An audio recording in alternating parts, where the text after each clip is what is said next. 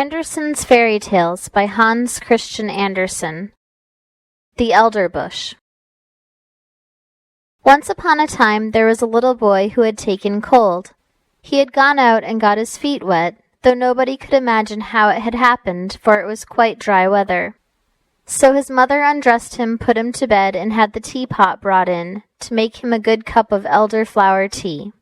Just at that moment the merry old man came in, who lived up atop of the house all alone, for he had neither wife nor children, but he liked children very much, and knew so many fairy tales that it was quite delightful. "Now drink your tea," said the boy's mother, "then perhaps you may hear a fairy tale." "If I had but something new to tell," said the old man. "But how did the child get his feet wet?" "That is the very thing that nobody can make out," said his mother. "Am I to hear a fairy tale?" asked the little boy. "Yes, if you can tell me exactly, for I must know that first, how deep the gutter is in the little street opposite, that you must pass through in going to school." "Just up to the middle of my boot," said the child, "but then I must go into the deep hole." "Aha! That's where the wet feet came from," said the old man.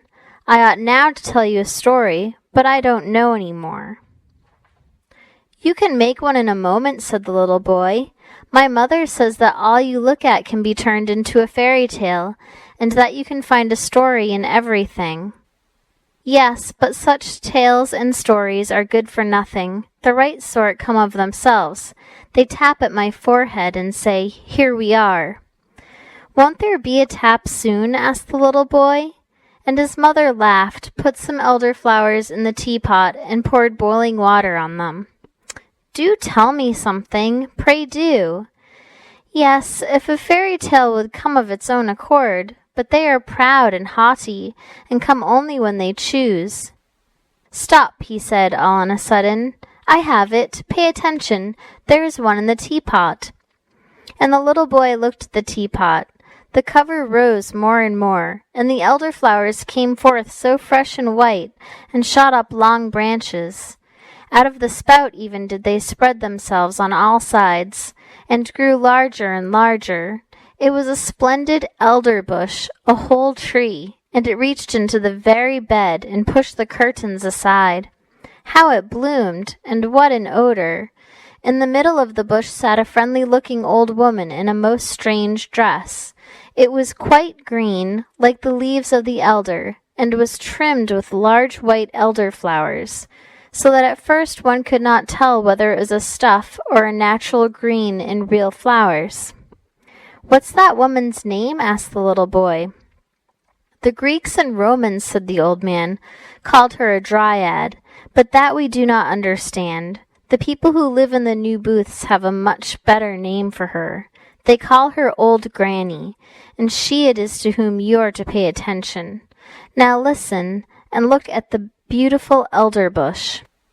Just such another large blooming elder tree stands near the new booths. It grew there in the corner of a little miserable courtyard, and under it sat, of an afternoon, in the most splendid sunshine, two old people, an old seaman and his old wife. They had great-grandchildren, and were soon to celebrate the 50th anniversary of their marriage, but they could not exactly recollect the date, and old Granny sat in the tree, and looked as pleased as now. "I know the date," said she, but those below her did not hear her, for they were talking about old times. "Yes, can't you remember when we were very little," said the old seaman, "and ran and played about? It was the very same courtyard where we now are, and we stuck slips in the ground and made a garden." "I remember it well," said the old woman. "I remember it quite well. We watered the slips, and one of them was an elderbush. It took root, put forth green shoots, and grew up to be the large tree under which we old folks are now sitting." "To be sure," said he, "and there in the corner stood a water pail where I used to swim my boats." "True, but first we went to school to learn somewhat," said she, "and then we were confirmed. We both cried, but in the afternoon we went up the round tower and looked down on Copenhagen and far, far away over the water. Then we went to Friedrichsburg, where the king and the queen were sailing about in their splendid barges. But I had a different sort of sailing to that later, and that too for many a year, a long way off on great voyages. Yes, many a time I have wept for your sake, said she. I thought you were dead and gone, and lying in the deep waters. Many a night have I got up to see if the wind had not changed, and changed it had, sure enough. But you never came. I remember so well one day when the rain was pouring down in torrents. The scavengers were before the house where I was in service, and I had come up with the dust and remained standing at the door. It was dreadful weather, when just as I was there, the postman came and gave me a letter. It was from you. What a tour that letter had made! I opened it instantly and read. I laughed and wept. I was so happy. In it I read that you were in a warm lands, where the coffee tree grows. What a blessed land that must be! You related so much, and I saw it all the while the rain was pouring down, and I standing there with the dust-box. At the same moment came someone who embraced me. Yes, but you gave him a good box on his ear that made it tingle. But I did not know it was you. You arrived as soon as your letter, and you were so handsome, that you still are, and had a long yellow silk handkerchief round your neck, and a brand-new hat on. Oh, you were so dashing. Good heavens! What weather it was, and what a state the street was in. And then we married, said he. Don't you remember? And then we had our first little boy, and then Mary, and Nicholas, and Peter, and Christian. Yes, and how they all grew up to be honest people, and were beloved by everybody. And their children also have children, said the old sailor. Yes, those are our grandchildren, full of strength and vigor. It was, methinks, about this season that we had our wedding. Yes, this very day is the 50th anniversary of the marriage, said old Granny, sticking her head between the two old people, who thought it was their neighbor who nodded to them. They looked at each other and held one another by the hand. Soon after came their children, and their grandchildren, for they knew well enough that it was the day of the 50th anniversary, and had come with their gratulations that very morning. But the old people had forgotten it, although they were able to remember all that had happened many years ago. And the elderbush sent forth a strong odor in the sun, that it was just about to set, and shone right in the old people's faces. They both looked so rosy-cheeked, and the youngest of the grandchildren danced around them, and called out quite delighted that there was to be something very splendid that evening, that they were all to have hot potatoes, and old Nanny nodded in the bush, and shouted hurrah with the rest. But that is no fairy tale, said the little boy, who was listening to the story. The thing is, you must understand it, said the narrator. Let us ask old Nanny. That was no fairy tale, 'tis true, said old Nanny, but now it's coming. The most wonderful fairy tales grow out of that which is reality. Were that not the case, you know, my magnificent elderbush could not have grown out of the teapot. And then she took the little boy out of bed, laid him on her bosom, and the branches of the elder tree, full of flowers, closed around her. They sat in an aerial dwelling, and it flew with them through the air. Oh, it was wondrous beautiful.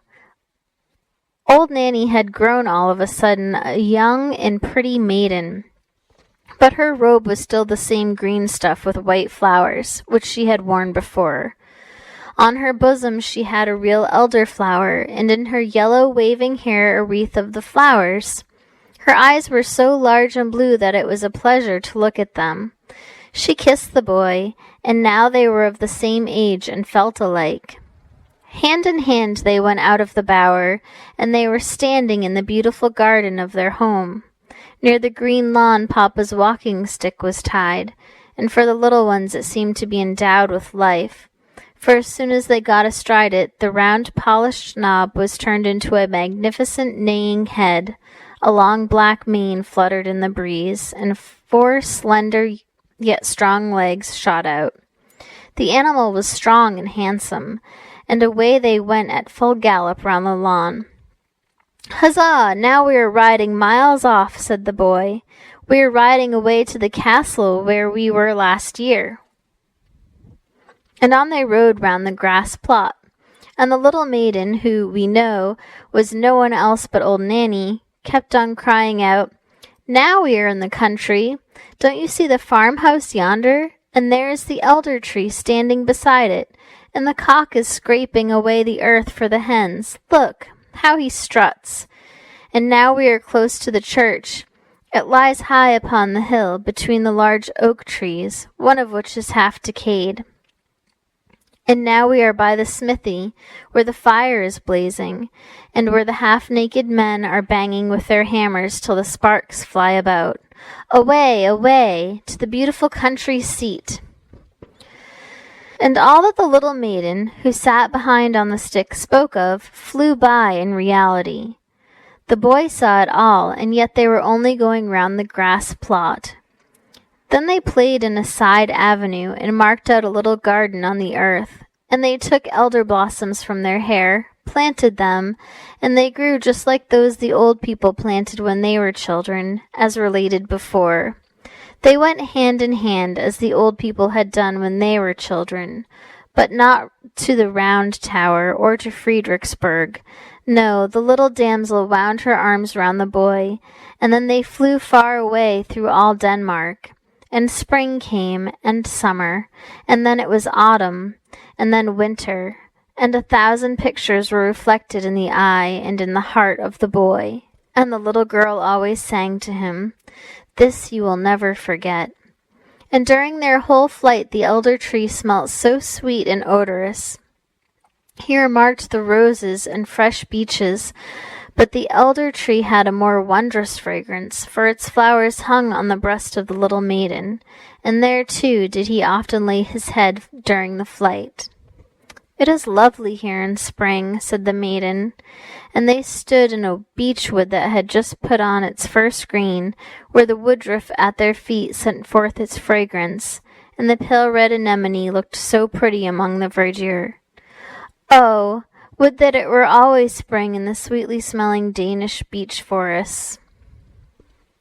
"It is lovely here in summer," said she, and she flew past old castles of bygone days of chivalry, where the red walls and the embattled gables were mirrored in the canal, where the swans were swimming, and peered up into the old cool avenues.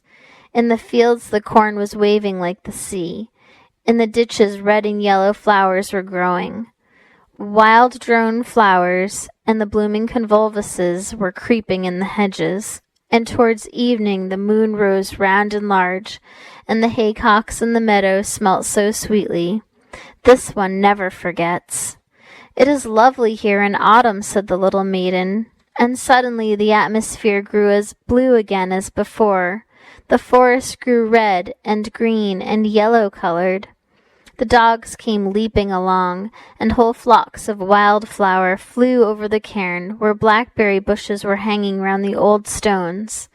The sea was dark blue, covered with ships full of white sails, and in the barn old women, maidens, and children were sitting picking hops into a large cask. The young sang songs, but the old told fairy tales of mountain sprites and soothsayers. Nothing could be more charming.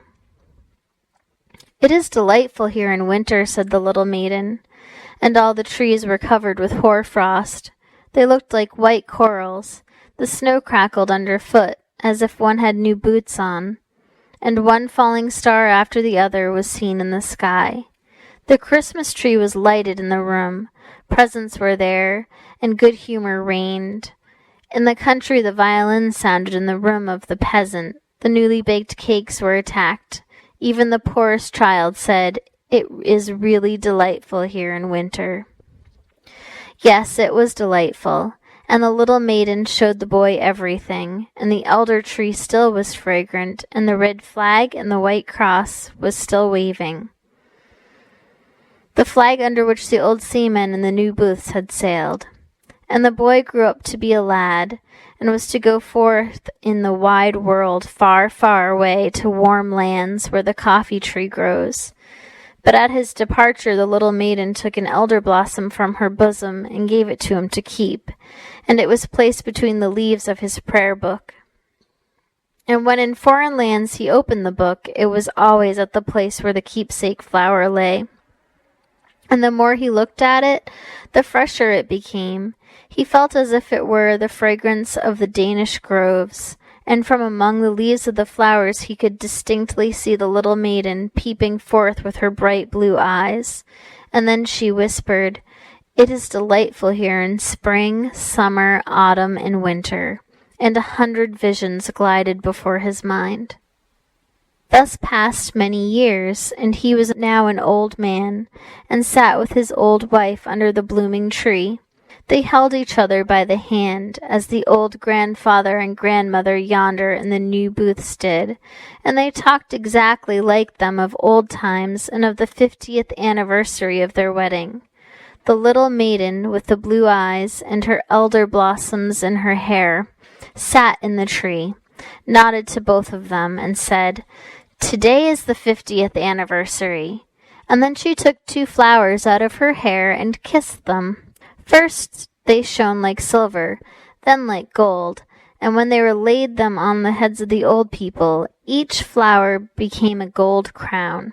So there they both sat, like a king and a queen, under the fragrant tree, that looked exactly like an elder.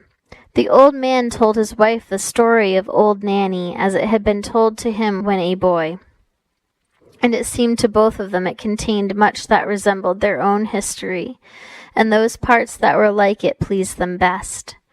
"Thus it is," said the little maiden in the tree. "Some call me Old Nanny, others a Dryad, but in reality my name is Remembrance. 'Tis I who sit in the tree that grows and grows. I can remember. I can tell things. Let me see if you have my flowers still." And the old man opened his prayer book. There lay the elder blossom, as fresh as if it had been placed there but a short time before, and Remembrance nodded, and the old people, decked with crowns of gold, sat in the flush of the evening sun. They closed their eyes and, yes, that's the end of the story. The little boy lay in his bed. He did not know if he had dreamed or not, or if he had been listening while someone told him the story. The teapot was standing on the table, but no elder tree was growing out of it, and the old man who had been talking was just on the point of going out of the door, and he did go. "How splendid that was," said the little boy. "Mother, I have been to warm countries." "So I should think," said his mother. "When one has drunk 2 good cupfuls of elderflower tea, 'tis likely enough one goes into warm climates." And she tucked him up nicely, lest he should take cold. "You have had a good sleep while I have been sitting here, and arguing with him whether it was a story or a fairy tale." "And where is old Nanny?" asked the little boy. "In the teapot," said his mother, "and there she may remain." End of the Elderbush.